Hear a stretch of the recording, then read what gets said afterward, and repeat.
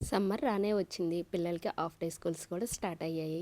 So, school నుంచి రాగానే చల్లగా ఇలా ఇవ్వండి. చాలా అంటే చాలా ఇష్టంగా తింటారు. ఒక్కసారి ఇలా ఇంట్లో చేసి పెట్టామంటే ఇంకా బయటైతే అస్సలు కొనమని చెప్పరు. సో, ప్రాసెస్‌లోకెళ్ళిపోదాము. ఫస్ట్ నీట్‌గా ఉన్న ఒక కడాయి తీసుకొని అందులోకి హాఫ్ లీటర్ మిల్క్ యాడ్ చేసుకోండి. దీన్ని ఒక 5, 6 పొంగులు రానివ్వండి. ఈ ప్రాసెస్ అంతా హై ఫ్లేమ్‌లోనే చేసేసుకోండి. నెక్స్ట్ అర లీటర్ పాలకి ఒక 50 గ్రాములు మిల్క్ పౌడర్ యాడ్ చేసుకోండి. మిల్క్ పౌడర్ లేదనుకుంటే దాని ప్లేస్‌లో కార్న్ ఫ్లోర్ అయినా యాడ్ చేసుకోవచ్చు. ఇప్పుడు మిల్క్ పౌడర్ మొత్తం ఎక్కడ ఉండలు లేకుండా బాగా కలుపుకున్న తర్వాత ఒక 5, 6 స్పూన్లు షుగర్ వేసుకోండి. సరిపోయిద్దనమాట. షుగర్ బాగా మెల్ట్ అయిన తర్వాత ఇలా దగ్గరకొచ్చేసిద్ది.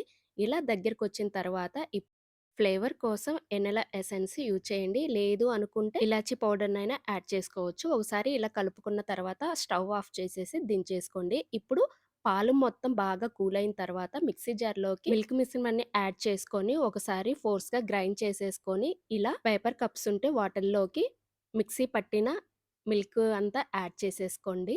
ఇలా యాడ్ చేసుకున్న తర్వాత ఇలాంటి కవర్స్ ఉంటే యూజ్ చేయండి. లేదంటే చాక్లేట్ కవర్స్ అయినా ఉంటే వాటిని కవర్ చేసేసి చిన్న హోల్ పెట్టేసి స్టిక్ పెట్టేయండి.